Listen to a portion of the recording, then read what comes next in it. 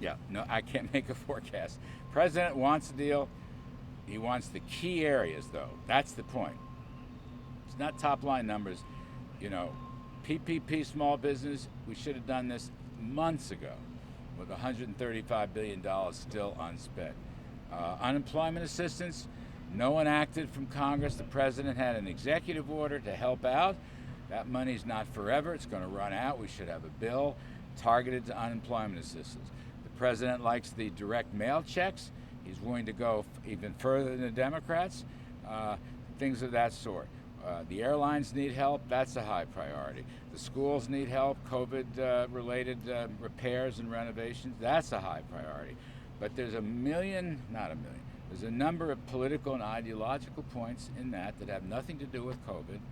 And we don't want to go that direction. If it's targeted right, absolutely. If it's not going to work. Well, one of the How does he obstacles. get there if Senate Republicans are not willing to go that I far? haven't seen you in ages.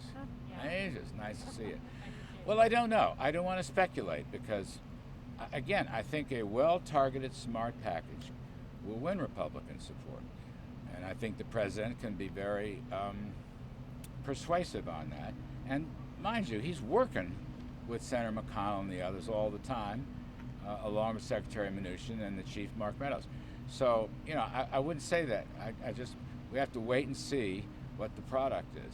But Larry, it's been months. Why should we realistically expect that 2 weeks before the election there's going to be a deal? The time for the president for persuasion, wouldn't that have been about 4, 5, 6 months ago? It seems like neither side wants to be the one to walk away. And this is theater. We've, since mid-July, we have put our cards on the table for these targeted areas. We have. We've been very clear about that. And we've come a long way in the negotiations. So, here's the thing. I just go back to this issue of targeted assistance. I just today did not understand why we couldn't have had separate bills, standalones for these key areas. There's money that should be repurposed and re-legislated that was never spent. Simple, easy stuff where there's bipartisan support.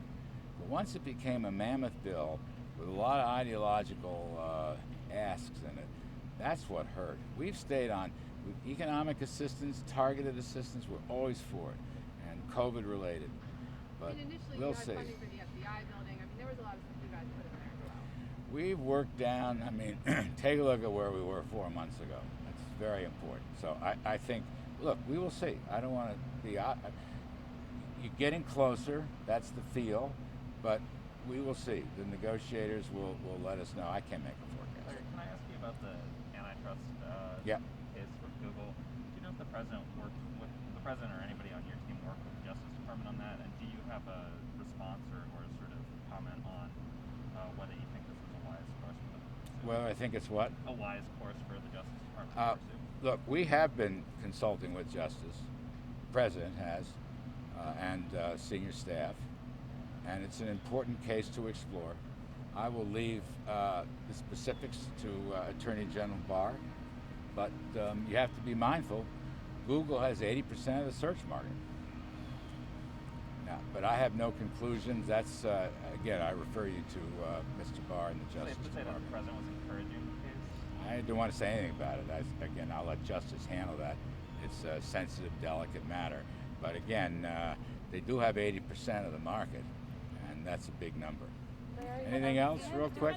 Yes, ma'am. Do you still think that the Americans are learning how to deal safely with the virus, even though the number of infections are going up? You said recently that Americans are learning how to deal safely with it. I do. I think the guidelines here, the health and safety guidelines, are being used all across the country.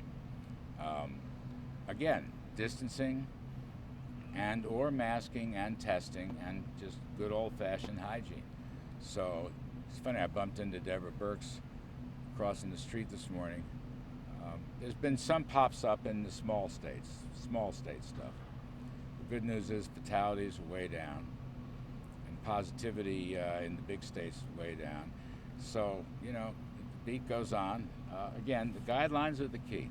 But as the president has said, and I will repeat, We need to keep the economy open. We need to keep the business open. We need to keep the schools open. We also need to target mitigation procedures to certain areas. Larry, on I got- Ant Group, the Chinese company, I think it just got the final approvals to go public in its IPO in Shanghai and now in Hong Kong. And I wondered what your message would be to U.S. investors who are considering participating in the IPO. I don't want to comment specifically on that offering. I'm not familiar with the details. I will say generally what we've said before. President's policy has been to protect U.S. investors. So investor protection is very important. National Security Advisor O'Brien and I stepped in with respect to the thrift savings plan on that basis to stay away from Chinese offerings that didn't meet international standards or our American standards.